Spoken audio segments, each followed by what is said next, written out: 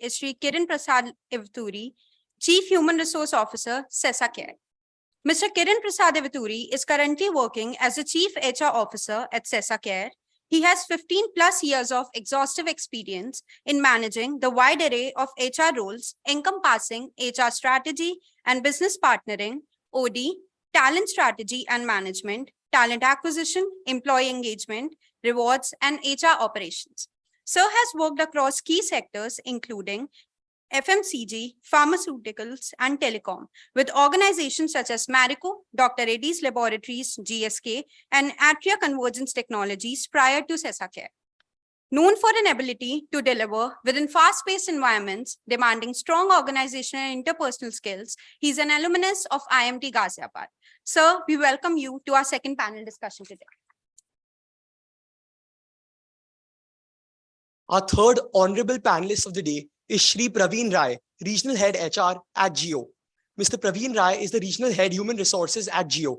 A seasoned human resource generalist, he has over 19 years of extensive experience steering organizational growth across the spectrum of HR functions, covering talent acquisition, recruiting and procedural development, compliance, and HR operations, amongst others. He has also served as the national lead HR for Jio Fiber and their home businesses. Prior to Jio, he worked with several coveted organizations, including H&R Johnson, SCC Projects, and Bharti Infratel Limited. He is an alumnus of XLRI Jamshedpur under the executive-sponsored program in Essential HR Skills. Sir will be joining us as a panelist for a second panel discussion today.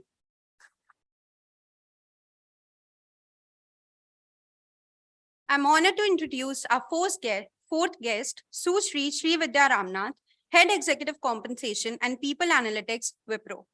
Ms. Sri Vidya Ramnath is a General Manager, Human Resources at Wipro. She is the Head of Executive Compensation and People Analytics. With nearly 2 decades of copious work experience, ma'am has worked for many top organizations, including L&T, eClerx Services, Sterlite Technologies, and Citibank, amongst others. She focuses on areas of HR strategy, talent management, and global rewards. Known for crafting employee reward strategies that fuel high performance, ma'am has a knack of driving organizational objectives through transformative HR policy making. An alumnus of NMIMS Mumbai, ma'am is also an athlete and a marathon runner. Ma'am, we welcome you to our panel discussion today.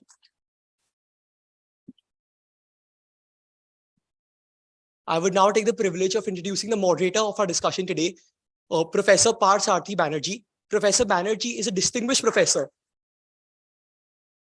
under the strategic management domain. Sir has nearly 4 decades of experience in research and teaching and has held multiple positions, including the director of a national research institute and multiple other national and international assignments. I would request Professor Parth Sarathy Banerjee to facilitate our guests with a bouquet.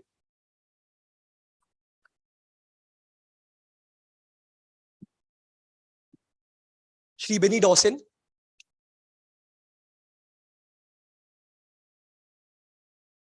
Shri Kiran Prasad Ivturi.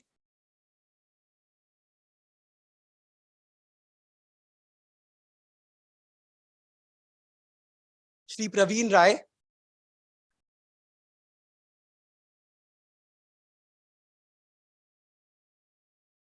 Shri Vidya Ramnath.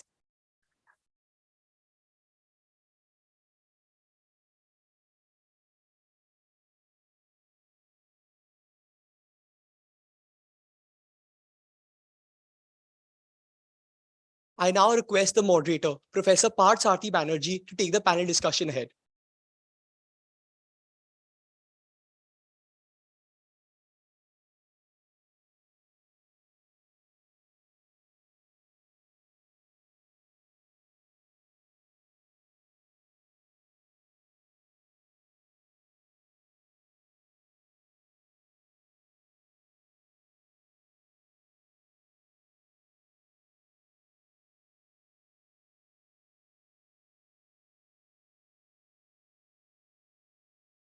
So, good evening, I should say good day, possibly. All right. So really glad to have such a panel of eminent persons with great experience and learning. And our topic of discussion is there. leveraging technology and AI. So it's not just AI, but technology and AI, other technologies as well, in HR practices and how to develop health, efficiency, and decision making. So may I suggest this way, I can raise some issue or question, and one after another, if you could kindly discuss that. And for the benefit of our students, may I start first with what are the areas in your business you are currently applying or you are going to apply AI and other advanced technologies, such that actually they have an idea that these are the functional areas, these are the decision areas which are getting affected and how they are getting affected. So may I request Srividyaji?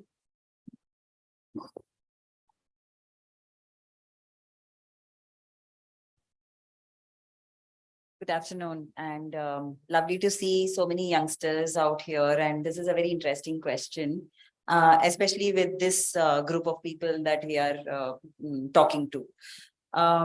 Everybody has heard about AI, and human resources is not far away from being impacted by this very huge term called AI. Now, I would say AI is a little later, but then technology has definitely hit us, and every single area that human resources as a function touches has been has now got a big technology circle around it.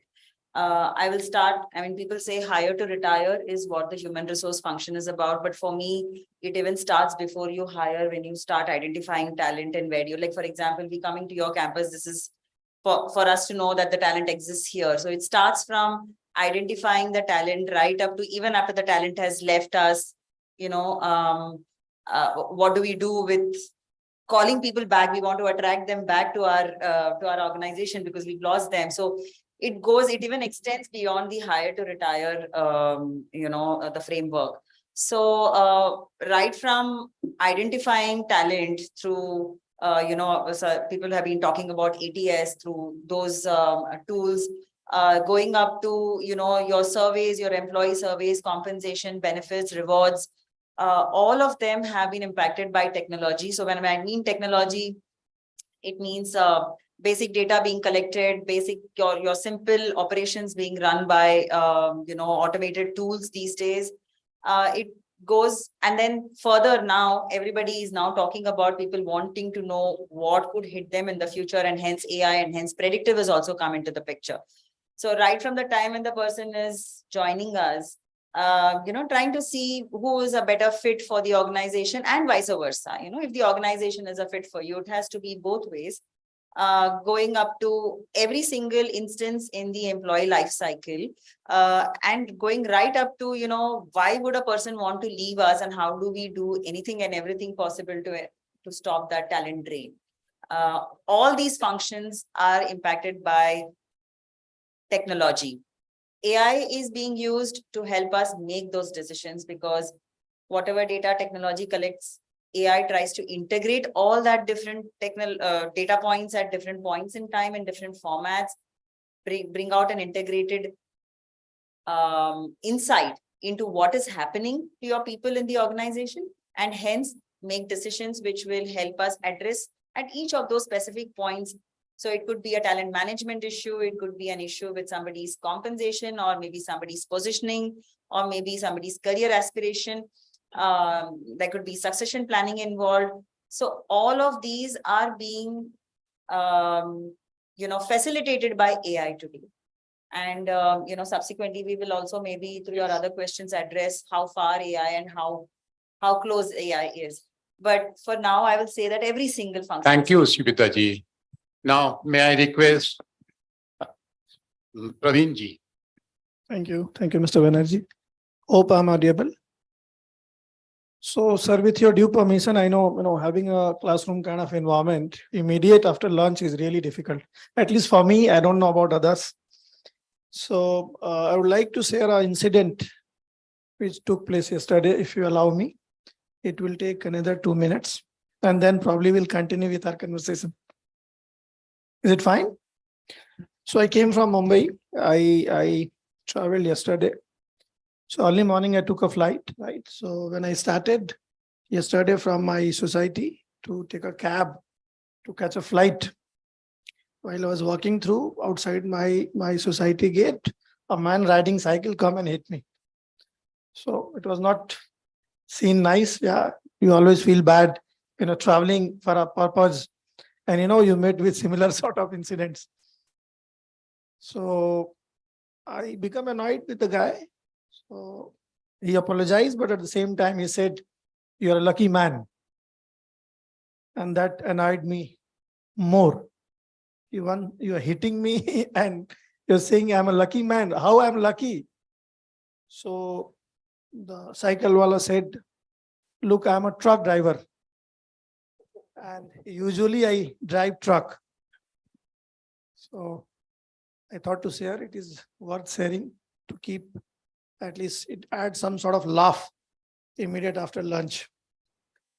Yeah, coming back to your question, sir. Yeah, AI and technology, of course, building a lot of changes to our way of working, typically for all corporates. Theoretically, we all know what all changes, what all augmentation these technology enhancement can do. But I'll more talk about the changes which we are riding in our organization and how practically we are witnessing those changes. And I believe that is more important for all of you to know. Okay, these AI and technology disruption is no more a myth, rather it's a reality, and how organizations are leveraging those changes. So starting from, so your question was, how or what all functions are getting impacted. Yeah, every function which is part of a corporate or a machinery is getting impacted. It is changing in multifaceted direction. More specifically, if I need to talk about HR, the first thing is talent acquisition. So TA is impacted big time when it comes to AI and technology enhancement. If you know our nature of business, we are into B2B and B2C business. And we are having a large employee base, close to 50,000 plus across country. We operate in every village, every block, tehsil of the country. You name it, we are there. And that's how the challenges came in place. Especially if I take a clue from the COVID era, while we were one of the fortunate business houses where business was growing, like any IT company or any pharma company. People need internet, people need SIM cards, in order to connect with their dear and near ones. Also, since hybrid workplace was there, it was a shared need, even for students also virtual classes were going on. So there was shared demand of internet in all forms, be it over mobile, be it over fixed line or broadband. So yeah, it was flourishing up. So our recruitment process was never got stopped. We were recruiting all the time. The one genuine problem that we witnessed, and I think I was sharing with one of our colleagues during my lunch hours, we were doing virtual interviews. So there's no surprise. I mean, most of the organizations do this. During virtual interviews, the panel was interviewing those candidates, and then those candidates were getting onboarded. We have a very automated platform, in-house platform, which is purely AI built, where we do onboarding in 30 seconds. So if you come to join our organization, it takes 20 to 30 seconds in order to get onboarded, where you have your mail ID, your domain ID, your employee code creation, all done. So the problem is statement, what we visualize at a later stage, virtually Mr. X was appearing in the interview and Mr. Y was getting onboarded, especially in rural part of the country, which we never thought of. Here, the power of AI comes in place. So we augment our tool, and with the help of those augmentation, this system started creating logs. So when you are appearing for a virtual interview, even you are appearing from mobile phone, be it either of the platforms, GeoMeet or MS Teams or Zoom, since it was routing via our app, the logs were getting created. AI was capturing pictures of 20, 30, 40 during a process of 10, 15 minutes of interviews. The day you come for onboarding, again AI do the match. The candidate appear in the interview versus the candidate gets onboarded. And in case there is no match, it keeps a pop-up, wrong candidate hiring, and we, of course, deal it appropriately. So this is just one example in order to give you a confidence and boost. AI is working well. Taking it ahead, if I talk about talent management, it has given immense power to us. The entire performance dashboard has been integrated with our tool. We are using Power BI and Tableau, and all the business integration versus our talent management app has taken place. So a guy who is doing a talent management or somebody who is HR business partner for X number of employees, it's really, really important to know who are their performers, who are their laggards, who are their mediocres, so that he can change the approach in order to engaging with those employees. That's really, really important. You cannot have, one size fit for all. HR dialogues also varies depending on what kind of employee you are engaging with. So since the integration has taken place, everyday sale, whatever somebody does, I'm talking about sales fraternity because 70% of employee part of sales. System was throwing those insights. So as a TM, I know that Praveen is a high performer guy, Mr. Banerjee is a mediocre performing individual, Mr. X is a laggard, so that the TM guy goes and engage appropriately. Some pep talk need to be given, some counseling session to be given, etc. So that's how he gets those kind of connects. Predicting early attrition or attrition is another thing. So we call it early warning sign, which is purely a behavioral based approach. So based on the behavioral pattern of an individual, system throws insights. So today, if you wanted to see in entire West India, how many X role holders are falling under red category or amber category or green category, I'll be able to analyze it. The data is right available only with help of those AI tools. So AI tools simplify, it's a Python based method. So it correlate if somebody is taking too much of leaves, if somebody is having a lot of employee churn inside his team or within his unit, if somebody is keeping himself or herself absent. So it do a kind of correlation and throw insight, which 70-80% normally goes accurate. We do well-being program also for employees. So we develop an application called JHH, Geo Health Hub, where every employee as part of welfare measure as a policy need to go through a periodic medical examination. The moment you go through a periodic medical examination, you're supposed to upload or share your documents to our in-house medical team. They upload those reports over JHH. I believe it's enterprise app now. We are selling out to other corporates also. That correlate your reports and share a health chart, health status, where you stand. And accordingly, employees are encouraged to go for a free virtual sessions in order to uplift, improve their health. So there are many such instances or let's say experiences which we are witnessing day by day. And technology, AI, I'm saying, is helping big time in order to transform things. Thank you, Ji. Sorry, it was little longer. Thank you, Ji. And for the students, here we have 4 eminent actually panelists, and each of them coming from different areas of, I should say, services. So Wipro is very well known, all right, and so is Jio. Possibly many of you are using Jio, but Shesha, in fact, I did not know. I was mistaken actually, and dear friend IK, we call him. So IK comes from a completely different kind of services. So he will introduce that way. And so is Vinny.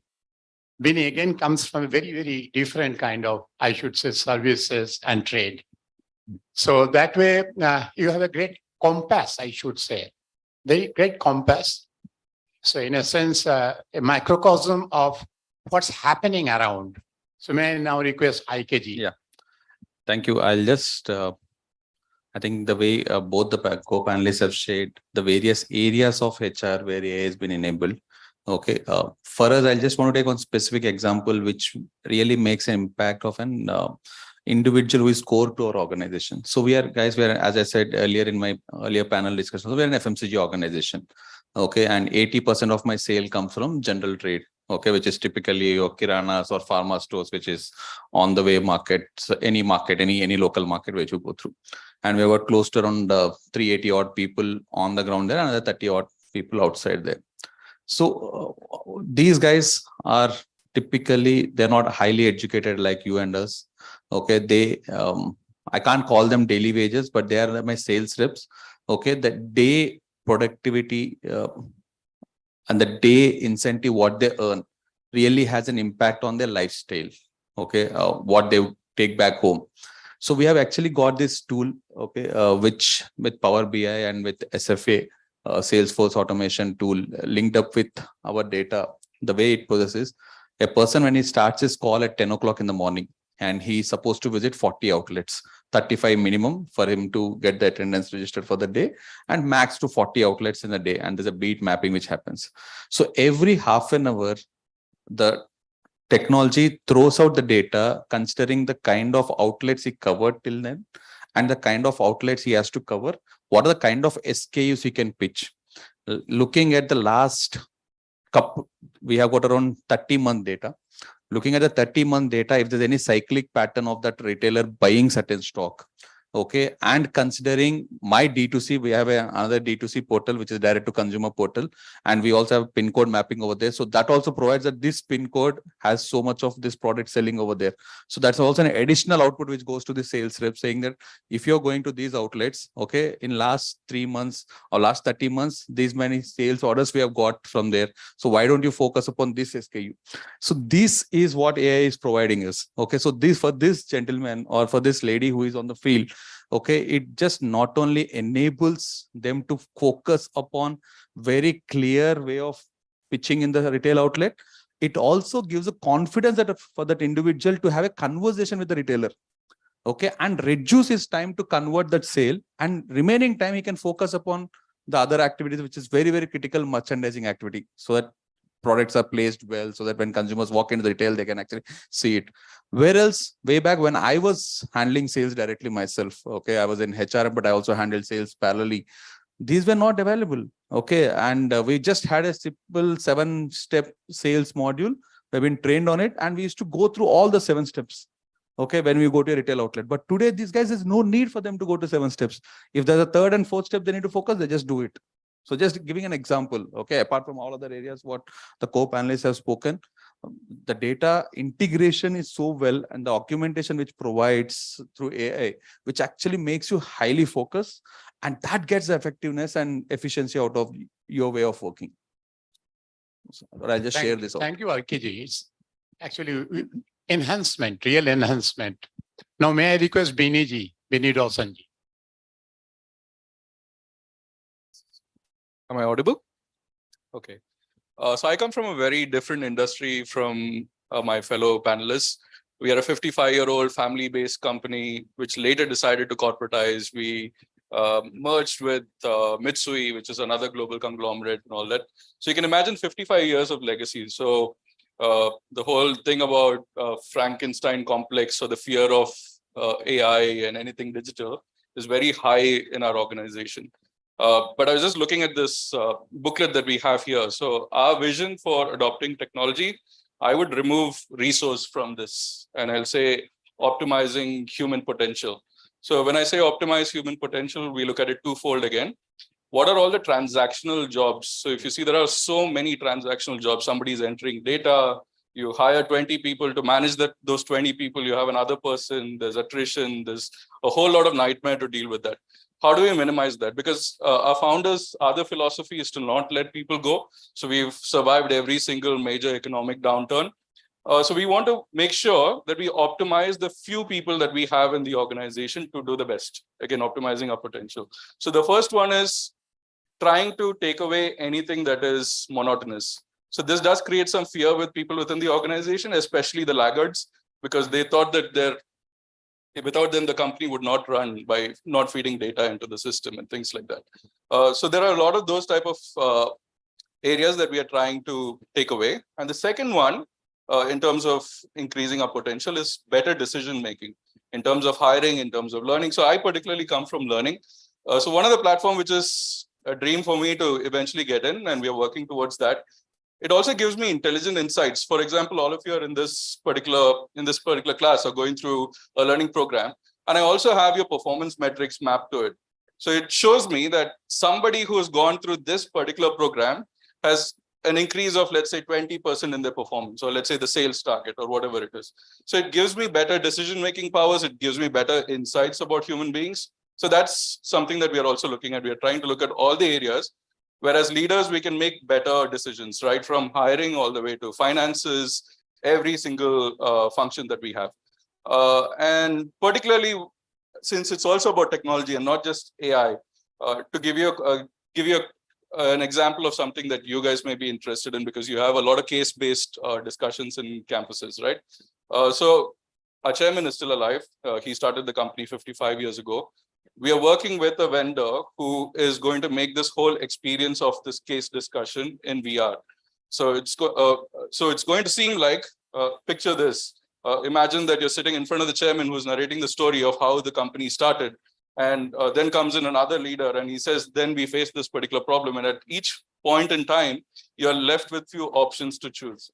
And then based on those options, you also get insights on whether those decisions are going to lead to the right outcome or not, or it just facilitates a good discussion. A similar example in the learning space is we are a trading conglomerate. We have data for several years. So one of the things that we did recently is we had about, I think, 10 or 15 years worth of data, commodity trade data. We worked with another vendor. We created a simulation where we have a lot of traders, very senior traders as well, and it's human for them to make mistakes. So if you're not in a great mental state, you're not supposed to trade during that time. So we put them in these simulations with historic data and let them practice. And then again, there is output which says, possibly you should have done this, this could have been better if you did this. And it also shows what kind of mistakes you could possibly make. So in the learning space as well, there's quite a lot of advancements when it comes to AI. But to simplify all of this, I would just say, removing all the mundane tasks and any decision, like anything you could possibly imagine, not just HR, but any field that you could possibly imagine where decisions are to be made, AI just makes it a lot better. So we become better human beings to make better decisions. That's how it is. Thank you, Viniji. Thank you. Now, we have heard a story of, in a sense, an enhancement story. Some people also call it a prosthetics, something that is helping you in a sense. Now, in order to actually apply these prosthetic devices, so to say, the decision devices, students and all of us, actually, we need to be prepared.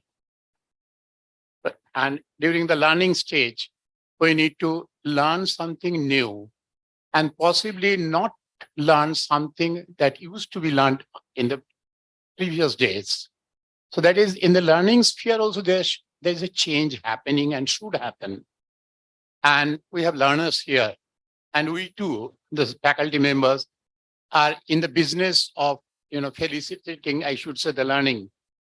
So may I now request all of you to reflect upon this issue, that is, what should they learn? What are the new areas of focus? So may I request Vidyajit to begin with?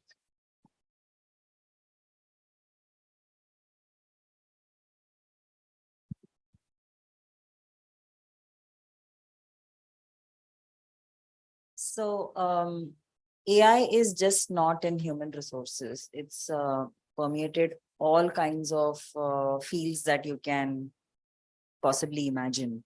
In my opinion, to be able to understand how AI or any technology tool is working, we would really, there has to be a very strong domain knowledge around that area that a person should be able to gather.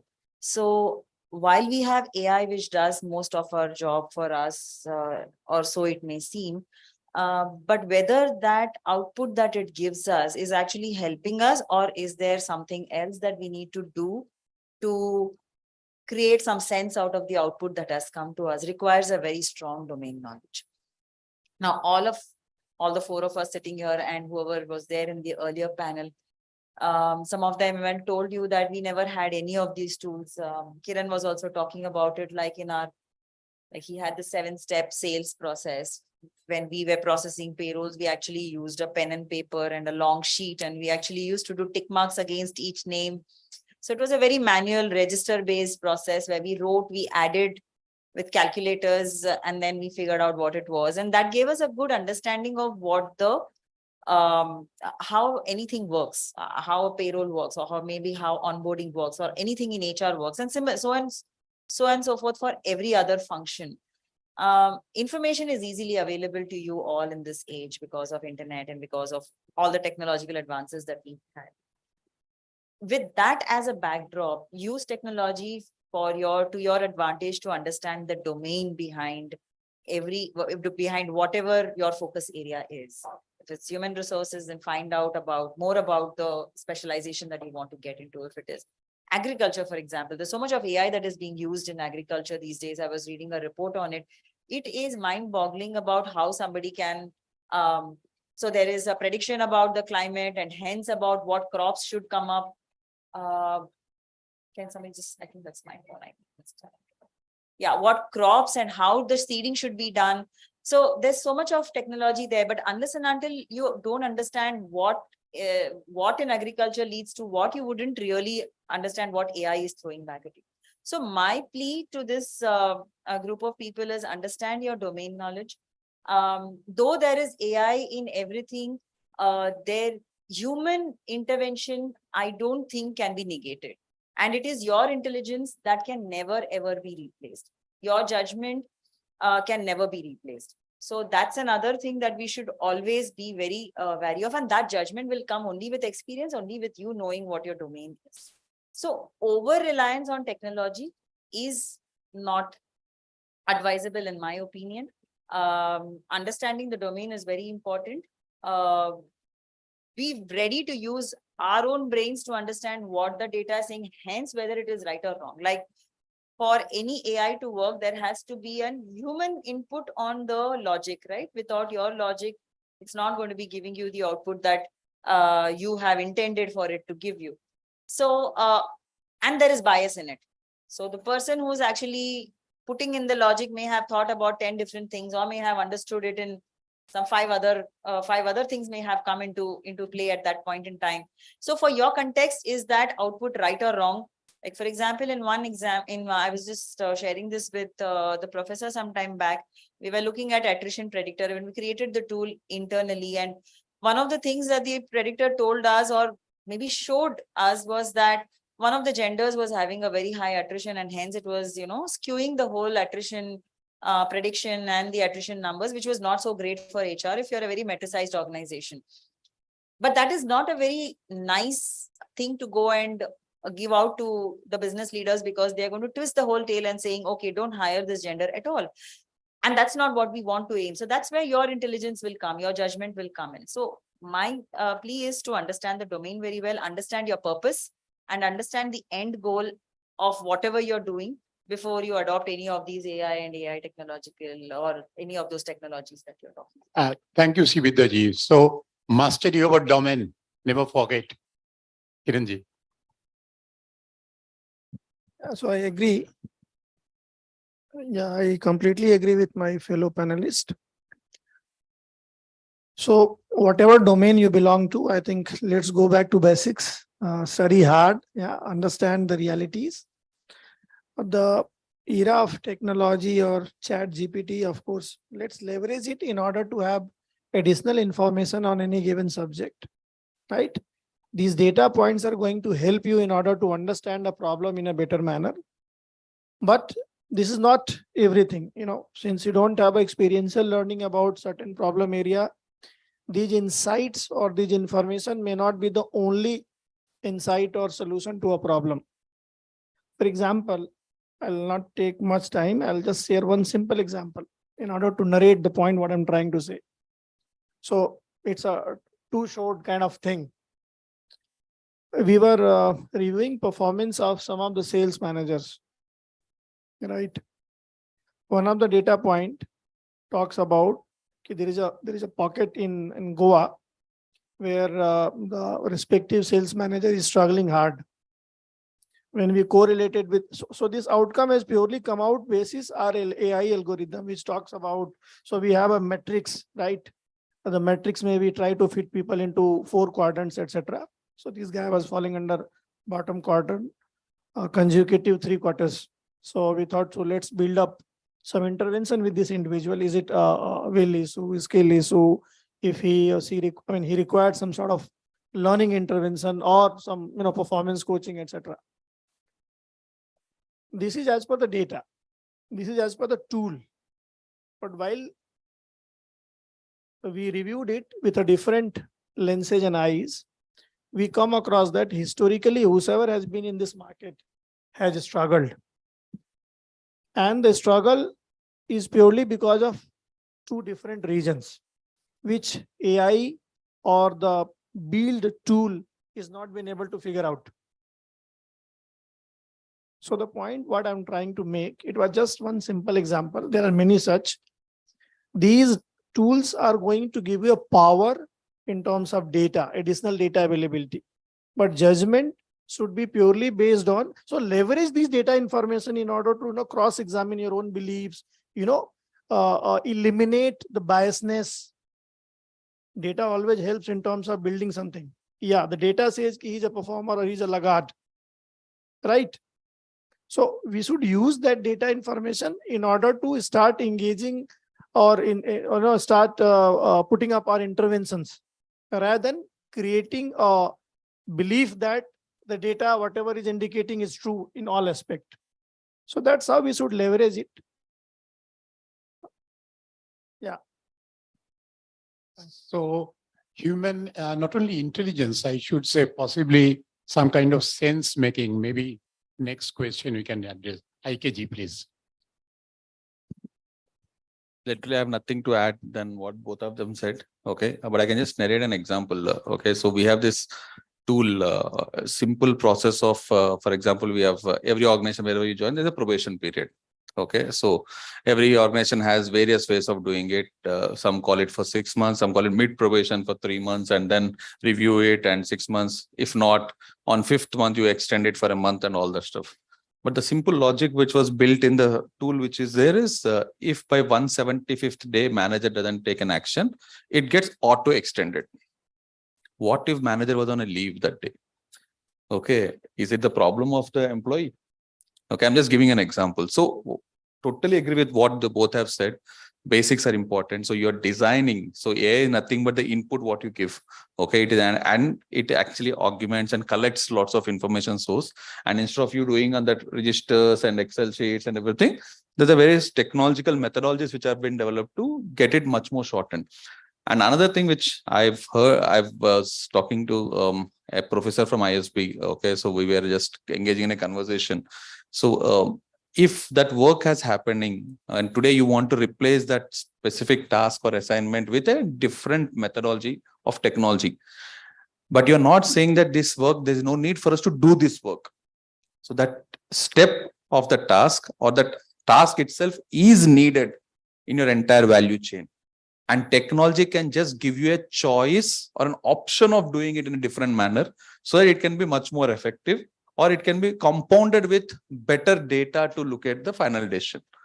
Okay, but if you don't know and if you are ignorant of that entire step, then yeah, end outcome, okay, will be like this probation guy. The guy is somewhere holidaying or manager is unwell, but the guy got extension. So for an employee, it says that boss, he's not a performer, that's the reason he got an extension, but that's not the reason. Reason is manager was ineffective or manager was not available. Okay, so that's what I just want to add, but totally agree with both the panelists. Focus on the basics. Excellent. Thank you, IKG. Actually, so therefore, it's not only when it's a data enriched decision. So it's in a sense advancing the decision-making process. And Biniji, please. So each one of them actually adding and throwing new light. So no repetition happening. Yes. So never worry. So I completely resonate with the first one as well. You have to be an SME in your space. If you are not an SME in your space, how are you going to use AI to its fullest benefit? You wouldn't even know how to use it to the fullest extent. But I have a question for everybody. Out of curiosity, I asked this question to a lot of people, and think I know the answer already. But what made you choose your MBA? Why did you take up an MBA? And I'll give you choices as well to keep it simple. And you can show it by raise of hands. How many of you were forced by your parents to take up an MBA because it'll hedge you for, like good marriage prospectus, or I don't know.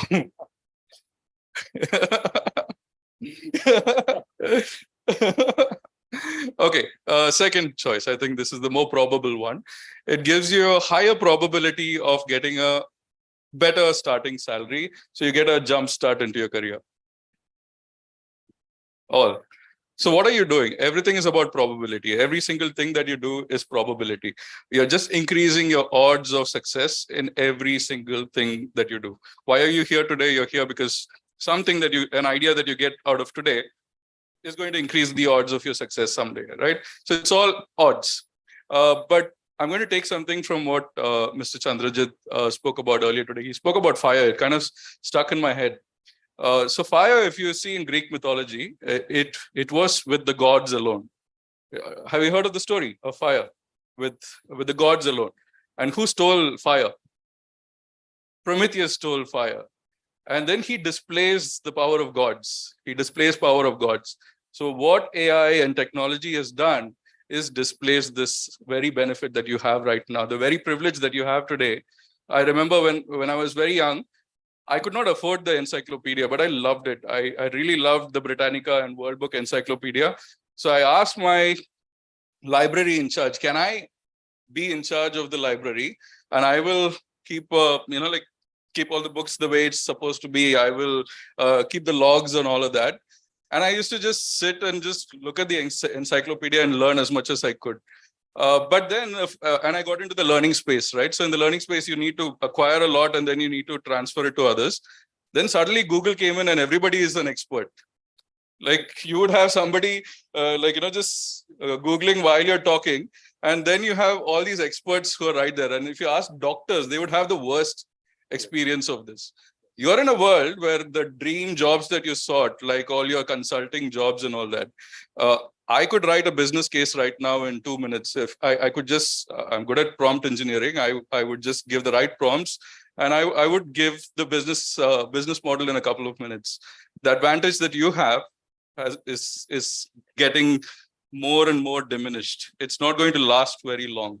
So that's something that I think all of you need to be wary of, that if you think that you're hedged, and I emphasize on this not to scare you, but it is something that you need to prepare. The gentleman who was here in the last panel, he spoke of a tool called, I think, Pi Metrics. He is the TA head from Capital One. And I just went into the website. It says from pedigree to skills. That's the tagline of that particular website. It says pedigree to skills. Because the whole world now wants somebody who can get the job done, right?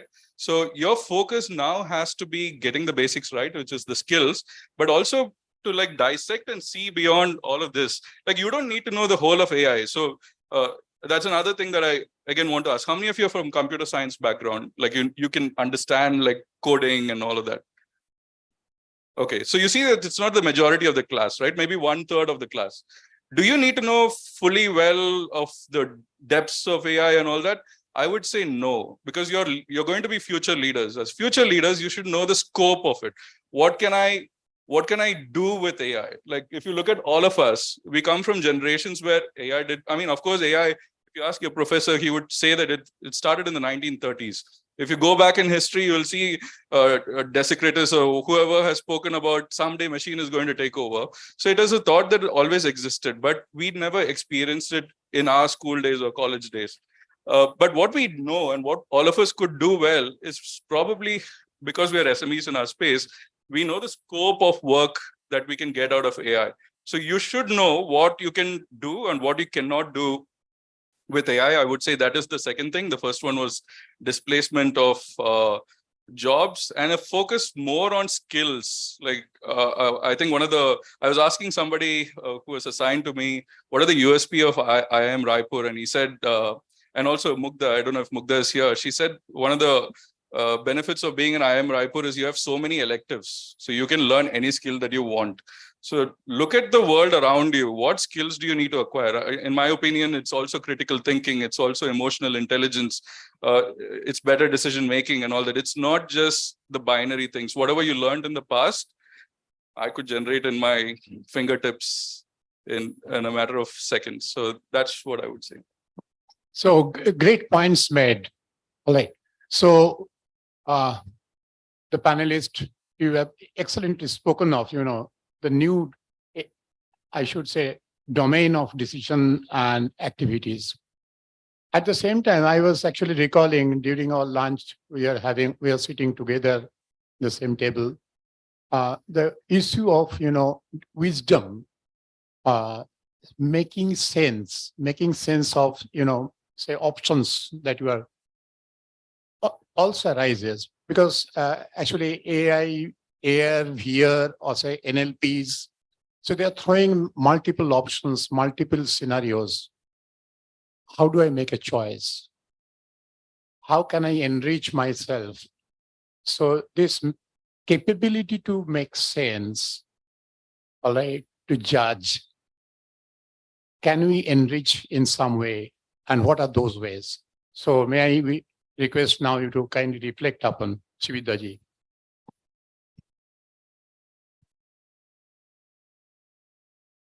Yeah, that's a very interesting question, and I think we have time until 3:30. But if you let me keep the Yes. mic, I'm not going to put it down until 6. So these guys will go to sleep. No, I will not do that. So I was telling the professor earlier that what we all need to. I'll talk from the context of being a HR professional and what is it that I use the most. And this can seem like, so whatever I'm going to say can seem like a cliche, but it is not. The one thing that I have learned is to focus on the word human in the human resource, in that whole domain. So being human, and what does being human mean? Being human does not mean that, you fall in love with every other person that you see and you demonstrate it. So that's not what being human means. According to me, it just means putting yourself into another person's shoes and figuring out what is it that your decision is going to impact. Now, I'm known as a global rewards expert, and many a times I come into this existential question as to what is my purpose? What am I doing other than fixing people's compensation? So it requires a whole lot of, I'm actually touching human lives. There is a compensation that that we decide for a person to be paid. It could be mutual decision, it could be one-sided, whatever it is, but that puts food on somebody's table. That it could be as simple as that. So figure out that purpose, and to figure out that purpose, you need to be sensitive. You need to be sensitive to what exactly you're impacting in the world. And it is just impossible that any work can just be work. It has to impact somebody's life. And that's what coexistence is all about. So this concept, I mean, it can sound very socialist or whatever, egalitarian or whatever you may fact, but that is very important for us to, brush upon. And that comes with experience. With the more number of people you meet, the more you get involved socially, professionally, you'll get sensitive. So it is very important for us to understand the purpose of our role. And it takes us a long way. And you don't have to be in the same career right from day one until the day you retire or decide to, step away from your professional life. It doesn't have to be the same career, but whatever career you choose at whatever points in time, you start from scratch every time you start something new, but always be sure about the purpose that you have. So I'll give you an example.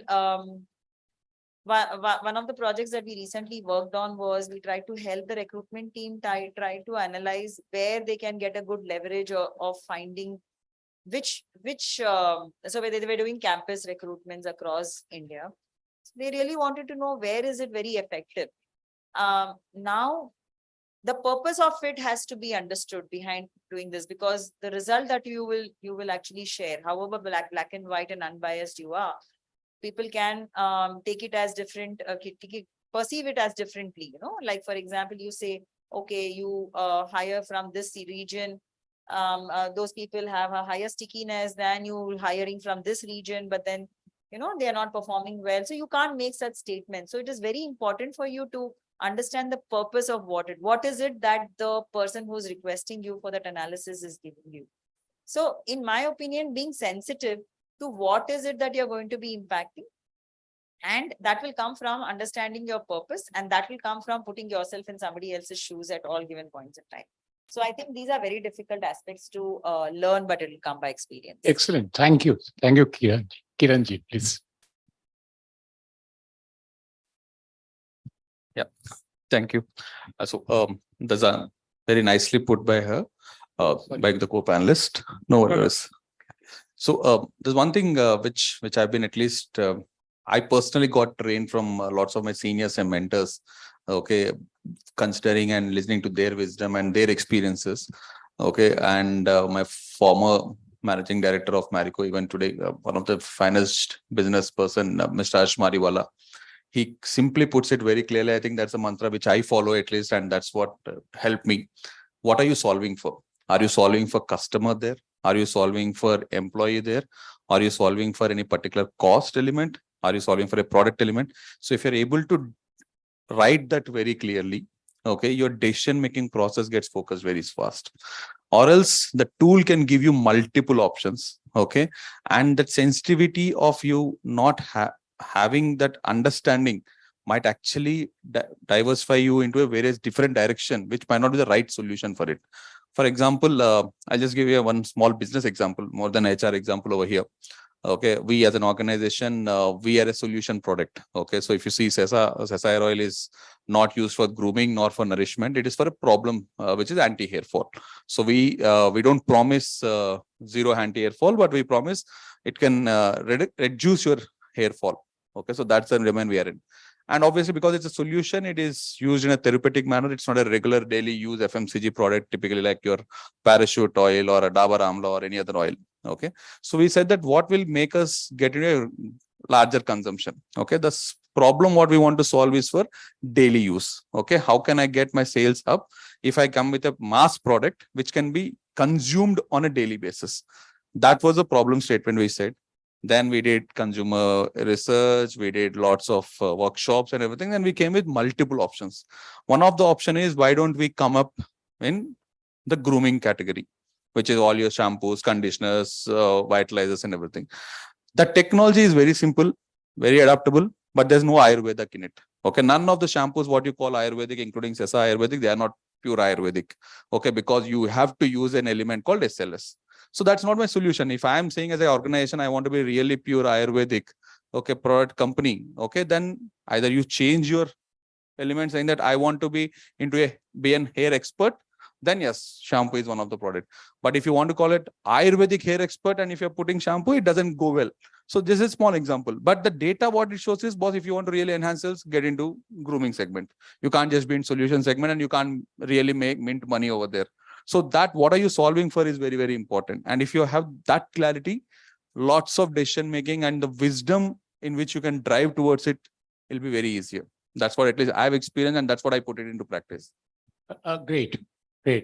And Pravinji, we believe that actually Geo has, this sense of wisdom, especially. So if you could please reflect upon.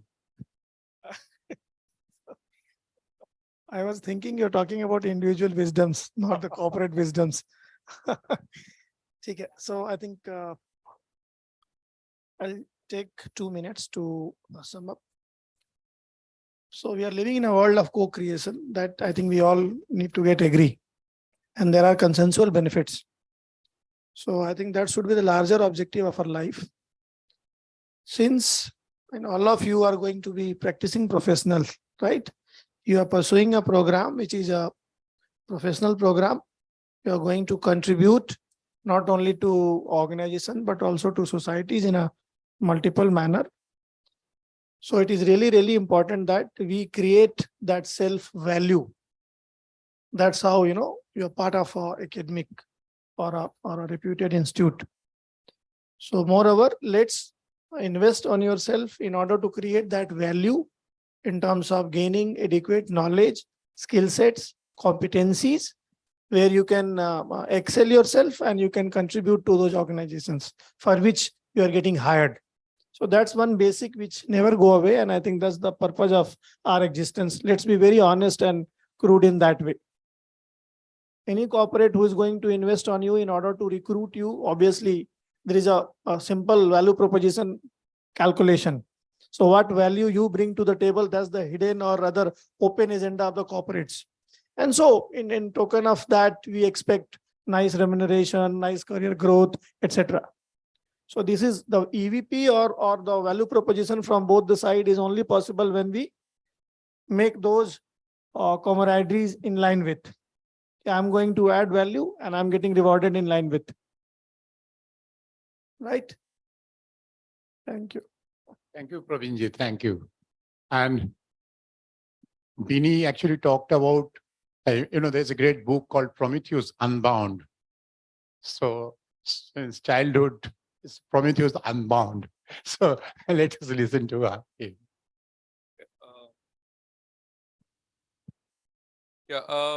I think it's still around the fact that what are the biases and all of that that could exist. How many of you watched Heart of Stone? In fact, Gaurish and I were talking about Heart of Stone and Netflix recently. Okay, so you would notice that there's a brilliant AI that people use in that particular movie, right? And there's just one person who believes that AI could possibly be wrong. There's something wrong with the system. So one thing that as leaders, and I'm going to address you all as young leaders, that you'll always have to remember, no matter when, in the distant future as well, you would still need to use your own decision with the data that is presented to you to take the final call. It's like back then when AI did not exist. And if you look at King Arthur's round table or Ashoka's Navratnas, all of them gave data to the king, right? So you're also going to be like one of those leaders who's getting data from different places. But ultimately, who decides? It's King Arthur, it's Ashoka. So you would also have to do the same. And I caution this again, not to go blindly by AI, is because there are a lot of people selling snake oil as well. This has become the buzzword in the industry. So every Tom, Dick, and Harry has an AI tool. Especially in India, there are plenty of startups which say that, we have this tool which does this. Nobody goes into the depths of it to figure out whether it's backed by research or not. Everybody has one tag. Every leader falls for it, especially, who would own businesses? Typically the millennials, Gen X, or boomers, right? Most of the big money is with those guys.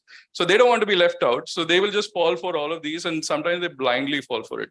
The difference that you're going to make, and which is why I'm going to reiterate on what Srividya and the others also said. If you're an SME in your space, you would know when something is wrong. I sense that there is something wrong with this data. I sense that whatever this is projecting is possibly wrong. So I think that's something that you should always be aware of and not blindly take into consideration what AI would bring. And of course, there are biases. I was one of the earliest adopters of anything that makes my life easy. So ChatGPT as well, as soon as it was launched in India, I took it. I tried VPN and all of that. It didn't work. But one of the first things that I tried is to simplify my life.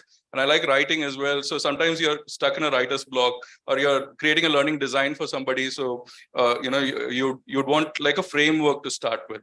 So there are times when I've asked for a quotation, like a popular quote, like John F. Kennedy or whatever it is, or a learning quote. It just puts pieces together from the web, because it has so much data. And it's not necessarily accurate, but it projects it in a confident manner. And when I reverse Google search that same quote and ask it, what is the source of this information? There is no source. It was not said by John F. Kennedy. If you've seen that popular meme of Abraham Lincoln in that image and it says, I didn't say that. It is like that because it's all pieces put together. Only your wisdom, which wisdom comes with experience. When you acquire a lot of knowledge, you then have wisdom. With your wisdom, you'll be able to figure out whether something is right or wrong. So which, in the last statement that I made, I kind of scared you a little bit.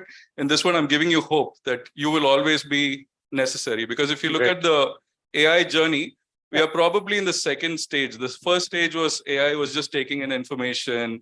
It's never going to be as good as human beings. But now you can see that there is some sentiments. Like if you ask ChatGPT, can I kill somebody? What would it say? It'll say you can't. It has ethics. It starts thinking a little bit like human. But the next phase would be, it'll become sentient. so far away. Like even if you look at Moore's law and all of that, it's so far away that it is going to become completely sentient. There are rumors that come in every once in a while that there's some AI system that became sentient and rogue. It is still quite far away, but we never know. Maybe there is a military project that's running where it is sentient. But for the time being, you have hope because you should ideally be the final decision maker as young leaders. Yeah, that's all that I have. Thank you. Thank you. Great points have been made by all the panelists. And if the organizers permit us, I don't know whether we have time. So would you like to take a few questions from the students? So if you have any question and the student, I have two requests. One is just your name, introduction, and a question to the panel, and then up to the panel who answers or who all answers. Okay. So any question from anyone? Yeah, please, first. So do Good evening, esteemed panelists. I'm Muskan Goyal from PGP batch 2325. So my question is very particular and revolves around a scenario. Suppose the scenario is you are on a talent acquisition drive and you have two candidates in front of you. One who can leverage the power of AI and pretends to have the knowledge of the domain, and the second who is not able to leverage AI in that way, but has a potential knowledge of the domain. So how, as the recruiter, can you identify the real talent?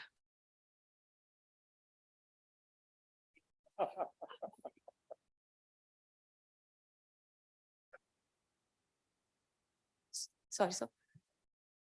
So my question is that in a scenario when you are on a talent acquisition drive and you have two candidates in front of you, one is able to leverage the power of AI and pretend that the person possesses the knowledge of the domain, and second is who's not able to leverage AI in that way but has the knowledge of domain. So how, as a recruiter, are you able to identify which is the real talent?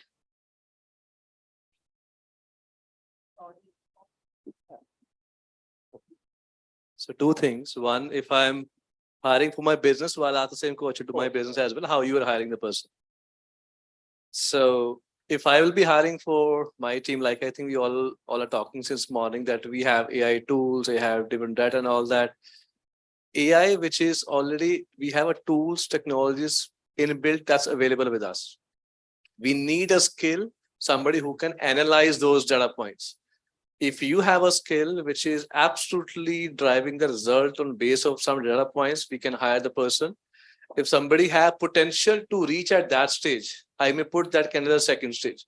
The first stage, maybe the person, it's not that a domain expertise or that somebody can actually drive the data, because tools and technology are available to drive those data points. My only thing is I'll be looking at a skill set who can design some outcome based on those data points, and I'll find out who actually gave us a better outcome there. So if we have, it's like a case study, right? So we put a case study there, somebody who can come out with excellent results, person will be in and other is out.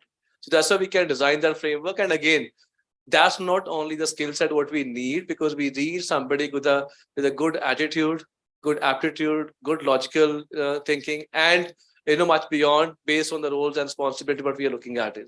That is one scale where you will have a weightage there, but that's not only the scale where you will be hired for. Thank Maybe you. Thank you. Anybody has to add there? So my take on that is nothing is black or white, right? It's not A or B. There is A to Z and even more. So when you look for candidates, and that has been my experience. So when we look for candidates and we look for people, team members, you never get 100% fit ever.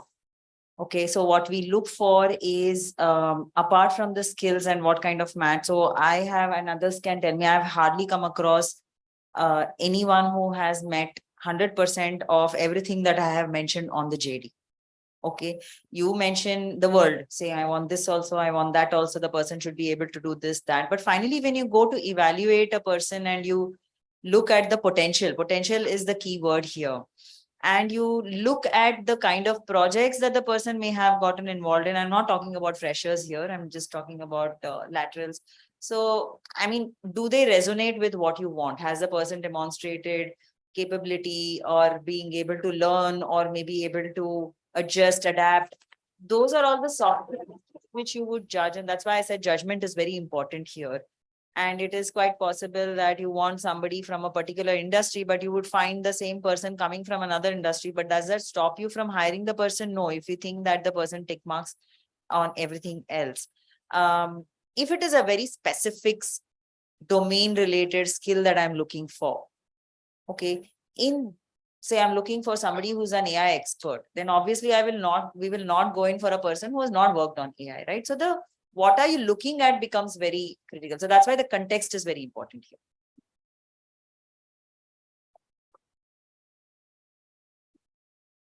here. So there are 2-3 things which I would like to add. First, I think I agree with Mr. Narang and my fellow panelist also. Important is if you are going to recruit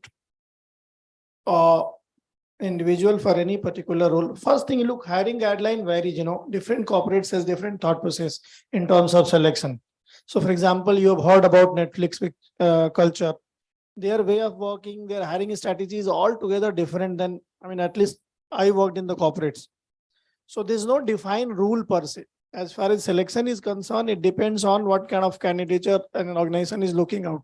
But yeah, basics are very simple. You try to look for a candidature's profile. You try to do maximum match with the job role, what you are looking out vis-a-vis the candidate he or she has worked.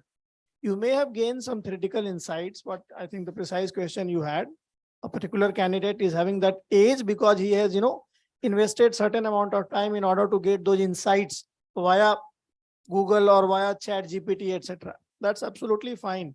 Interviewing is a process where we try to dig out all those informations, whether the guy is trying to sell himself or he is having a genuine practical perspective about, is he or she been part of certain roles, whatever he or she is referring.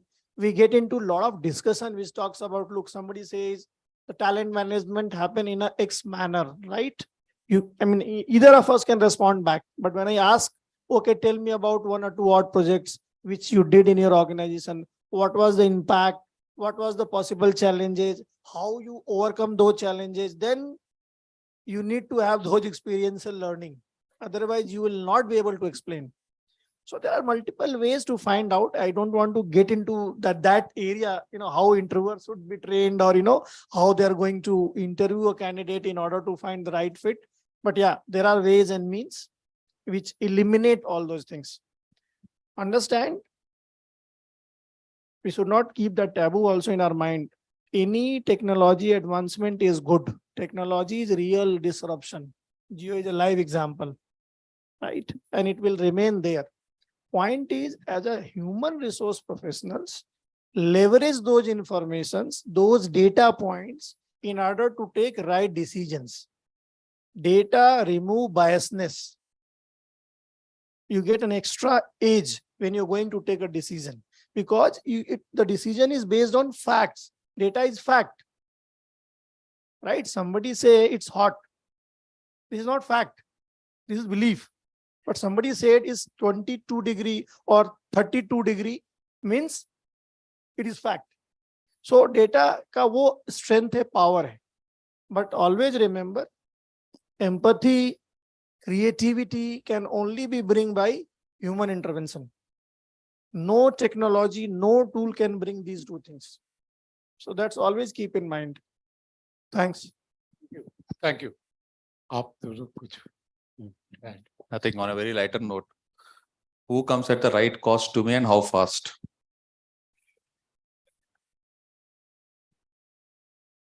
I think I agree with him quite a bit. I work with a lot of leaders. They want somebody now who can come in now, who can come in at the right price, and who can hit the ground running. Let me put it that way. Who can hit the ground running? So if I hire you, will you start working within the first 1 month, 6 months, or 1 year? That makes all the difference because there's a huge cost to teach somebody how to do something.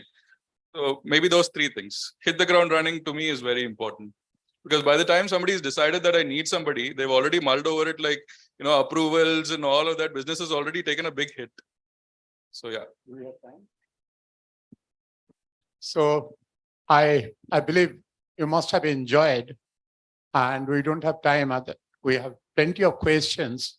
So maybe outside, if you happen to meet them. So, and I thank you, each of you personally. For me, it was a learning session. So, and you spoke of not only data, not only assistive aspect of AI, but also the values, the wisdoms at the same time, okay? The judgmental aspect as well. So it was a great learning and it was a most pleasurable to be with you. Thank you, Ji. Thank you. I would just like to add one point here, and there is this book called as The Black Swan by Talib. And I don't know how many of you all have read it. The book is, I had to do 2 readings of it for me to even gather what it said, because it was extremely deep and intense. There is one thing that I've gathered from there. There's a concept called as anti-knowledge, and that is something that you don't know. The anti-knowledge is so huge that it resulted in the World Trade Center being demolished in a matter of 2 seconds. Okay, they had the biggest intelligence agency in the world who had the most advanced technology way back in 1960s and 1950s, when they were at war with the whole world, and they had everything in their power, but they couldn't figure this out. So this is because of anti-knowledge. So technology did not really help them there. So that's what I want us to be wary of, the fact that there is a black swan out there, and we can only counter the black swan when we know that there are a lot of things that we don't know, that even technology cannot know. So just remember that and use technology as your friend, but do not have over-reliance on it, is mine.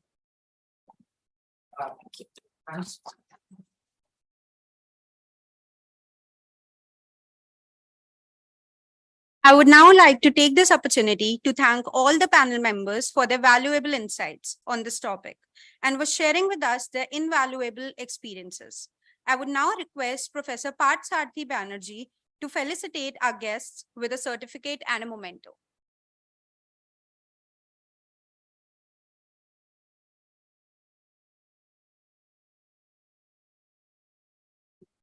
Shri Binny Dawson.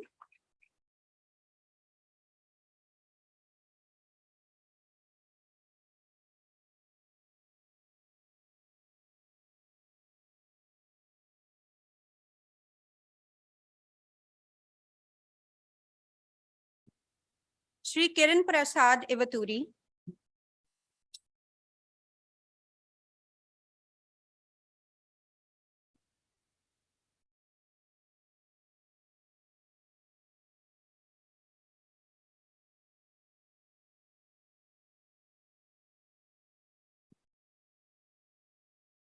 Shri Praveen Rai.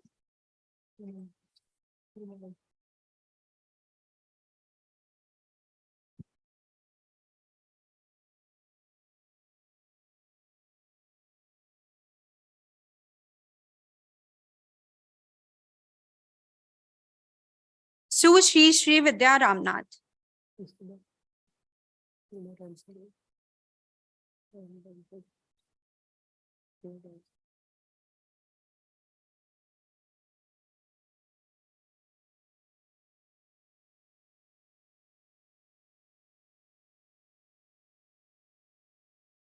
I would now like to request Shri Surya Narayan Shankaran, Placement Consultant, IIM Raipur, to facilitate Professor Parth Sarathy Banerjee with a memento.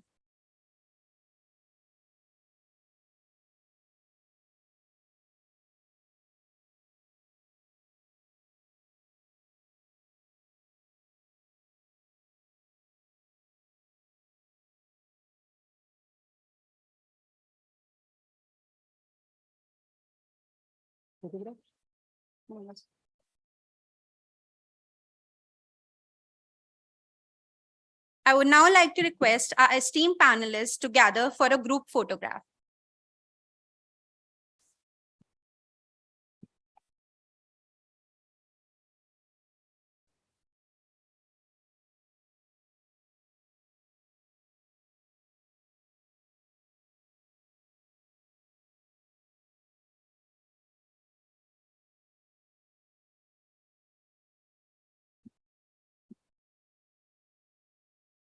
All the dignitaries are requested to proceed to the IR lounge, ground floor of Gyanshila to be a part of the high tea. We thank you all for your contribution today. We request the students to wait until the dignitaries leave the premises.